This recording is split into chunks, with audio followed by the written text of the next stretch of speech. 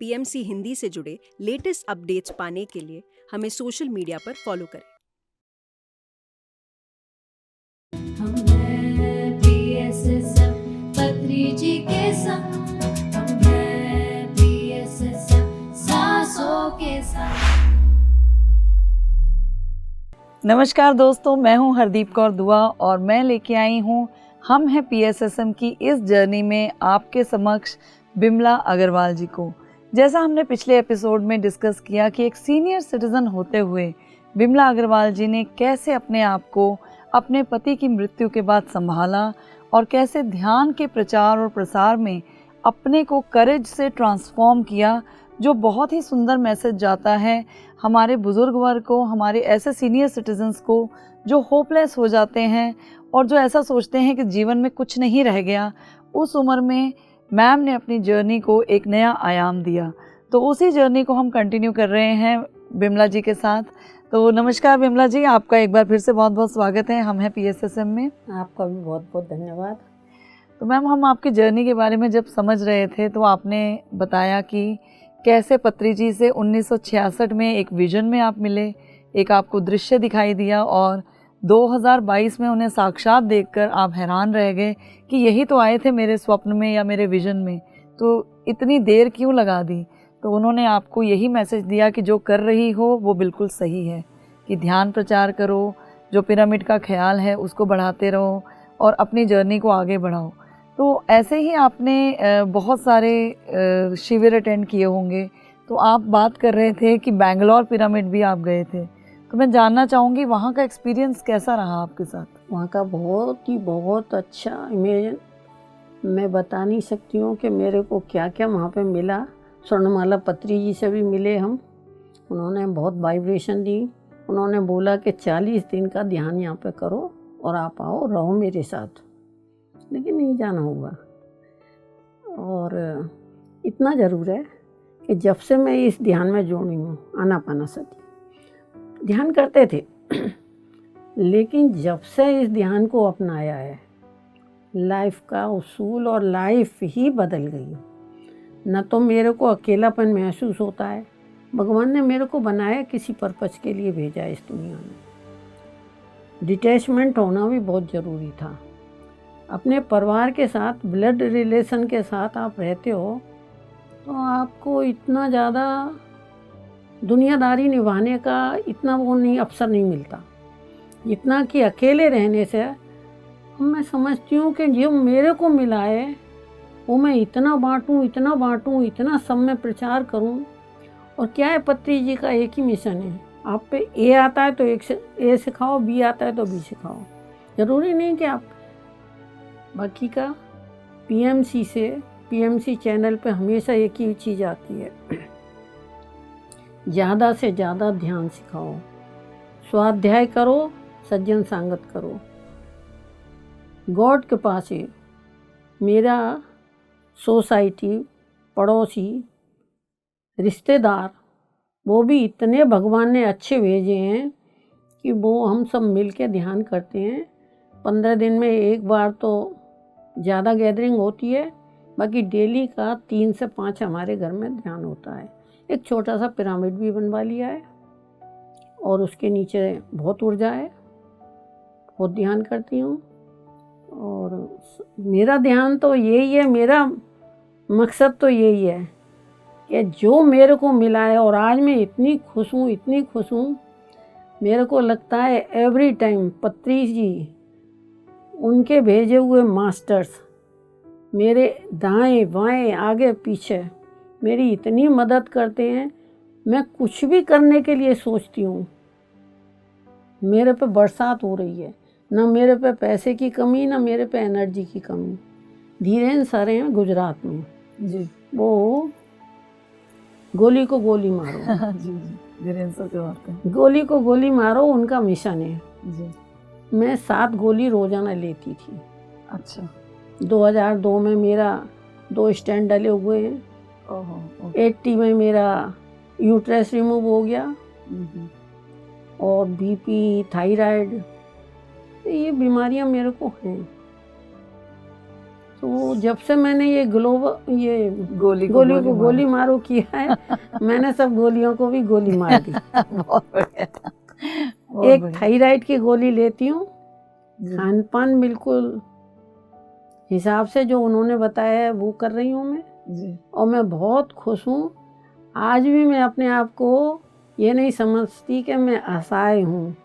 50 आदमी का खाना अगर कोई मेरे को बोल देगा, मैं खुशी खुशी किचन में एक हेल्पर के साथ बहुत मज़े से बना सकती हूँ। बहुत बढ़िया, बहुत बढ़िया। तो मैं सबको ये कहूँगी भाई ध्यान करो।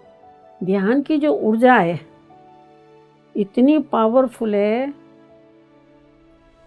और आपको सोचने की, विचारने की, किसी से द्वेष भाव करने की किसी बात की ज़रूरत नहीं है। नेकी कर, दरिया में डाल। पास्ट में जाना नहीं, फ्यूचर का पता नहीं, वर्तमान में जिंदा रहो। बहुत बढ़िया। और ज़्यादा से ज़्यादा ध्यान करो, स्वाध्याय करो, अच्छी अच्छी किताबें पढ़ो, और सबसे बढ़िया बात कि अपना जो भी अनुभव है वो शेयर करो। यस, दूसरे की सुनो, अपने अनुभव बताओ। दूसरे का जितना भी हम अगर दुख सुन के उसको हम सांत्वना देंगे, हमारा दुख भी कम होगा, अनुभव भी हमारे बढ़ेंगे, और दूसरे को तो उससे ऊर्जा मिलेगी। अपनी ऊर्जा को देखो कितनी मेरे में आज ऊर्जा है। मैं आजकल बच्चों को देखती हूँ, छोटे छोटे बच्चे हैं करके यूँ बैठ जाएंगे, और मेरे को आज भी कहो, मैं हर काम के लिए आगे हूँ। वंडरफुल, बहुत बढ़िया। आप इतने इंस्पिरेशन हो न्यू जनरेशन के लिए, जो ये कहते हैं कि हम मॉडर्नाइज सोसाइटी के बीइंग्स हैं, और सच में आजकल सब थके हारे स्ट्रेस में रहते हैं, और जितनी बीमारियां आपने बताई हैं ना, उससे शायद डबल ट्रिपल बीमारियां आज के यूथ को हैं। छोटी छोटी उम्र में हार्ट अटैक्स आ रहे हैं, कोलेस्ट्रॉल है, स्ट्रेस है, शुगर है। तो आप बहुत जीता जागता उदाहरण हैं कि ध्यान से, सिर्फ ध्यान करने से, कॉस्मिक एनर्जी को लेने से हम आना पाना सती से कैसे गोली को गोली मार सकते हैं। तो मैम, जैसे आपने अपने अनुभव शेयर किए, एक आपने मेरे साथ शेयर किया था कि आप पिरामिड वैली गए और आप जा नहीं पा रहे थे अकेले, तो कैसे प्रयोजन बना, कैसे ये सारी कॉन्स्पिरेसी की यूनिवर्स ने, उसके बारे में थोड़ा बताइए। मैं जा नहीं रही थी, अकेली थी। मैंने मनीषा गुप्ता जो है मेरी बेटी है, ध्यान वाली बेटी, ध्यान वाली बेटी, धर्म की बेटी, धर्म वाली बेटी, और सही मायने में इसने बहुत सहयोग दिया है। मैं फाइनेंस के बारे में, बैंक का काम बिल्कुल नहीं जानती थी। अकेले भी मूवमेंट करना मेरे लिए थोड़ी प्रॉब्लम है, लेकिन ये एवरी टाइम मेरे साथ रहती है। और ये भी मेरे को ध्यान की वजह से ही गॉड ने मेरे को एक एंजल, राइट हैंड दिया है। Right hand, right.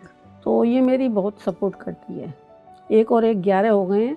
अभी हमारे घर में भी ध्यान होता है, ये बराबर आती है, 2-3 लेडीज आती हैं, ध्यान होता है। लेकिन ध्यान में इतनी पावर तो है कि आप, एक बात है, हम लोग क्या है, हमारी समाज क्या है, बोल सकती हूँ ना जी जी कि हम अपने परिवार को जी, ज़्यादा महत्व देते हैं, जबकि परिवार में क्या होता है, अपेक्षाएं बहुत सी होती हैं बहुत एक्सपेक्टेशंस होती हैं कि इसने क्या किया। तो सबसे बड़ी बात तो है, हमको नेकी कर दरिया में डाल कर दो, अपेक्षा मत करो। दूसरा, कभी किसी की बुराई मत करो। जो जैसा है भगवान के यहाँ से उसने बनाया है, किसी पर्पज से बनाया है। मैं नहीं चाहूँगी कि मैं किसी की भी बुराई करूँ। बुराई, निंदा, ये बहुत गलत शब्द हैं। और जो परमात्मा ने रचा है तुम्हारे लिए, अगर तुमसे कुछ करवाना है तो वो तुम्हारे लिए वो ही वातावरण बनाएगा कि तुम उस पर्पज को सॉल्व कर सको। हाँ, वो किरदार आपकी जिंदगी में भेजे जाते हैं, वो विलेन बना के भेजे जाते हैं। तो मैं बता रही हूँ, अपनी लाइफ में सब कुछ होते हुए मैं अकेली क्यों हुई, ये भी गॉड की इच्छा से हुई। अगर मेरा पर्पज भगवान ने बनाया है, मेरी ज़िंदगी का मकसद कि मेरे को कुछ ऐसा करना है, ऐसा मिराकिल करना है, ये अगर पिरामिड बनता थे तो मेरी ज़िंदगी का मिराकिल होगा और मेरी ज़िंदगी सफल होगी, सक्सेस इसी से होगी। जी मैं इसी के लिए इस दरा पे आई हूँ, जी, बाकी मेरा दूसरा कोई मकसद नहीं है। तीसरी बात मैं कहूँगी, कि जितना भी अगर मेरे को सुख है आज की तारीख में, तो मैं कहूँगी कोई अपने आप को अकेला ना समझे, कोई अपने आप को गरीब ना समझे, कोई अपने आप को निस्सहाय नहीं समझे कि भाई मैं क्या कर सकती हूँ। अगर चाहना है, इच्छा है, सिर्फ यूनिवर्स पे छोड़ दो, वो सारी ज़रूरतें पूरी करता है। आपको पता नहीं लगता है किस तरह से कब कब में वो खड़ा है आपकी, हर समय वो आपकी इच्छा पूर्ति करने के लिए। आप बस उसको पुकारिए, यस, आस्क। आप उस पर आस्था रखिए, विश्वास रखिए, विश्वास के साथ। अभी मैं बता रही हूँ, मैंने ये गोली को गोली मारो शुरू की 3 अप्रैल को, 9वीं क्लास थी उनकी। 3 अप्रैल से पहले मैंने गोलियों को गोली मार दी। बहुत बढ़िया। और उन्होंने जिस तरीके का खान पान बताया, मैं अभी भी 4 महीने हो गए मेरे को। सुबह को उन्होंने बोला है 4 बजे से पहले पका हुआ खाना नहीं खाना है, स्प्राउट्स, फल और ये लेना है, फल सलाद, मैं वही लेती हूँ।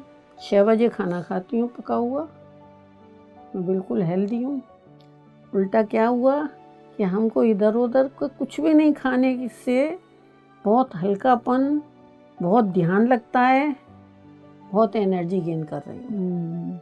अन्न का, मन का बहुत स्ट्रॉन्ग कनेक्शन है। बहुत फर्क पड़ता है। पत्री जी भी कहते थे अपने हाथों से बराबर कटा हुआ सब्जी बनाना चाहिए और बड़ी आस्था से बनानी चाहिए।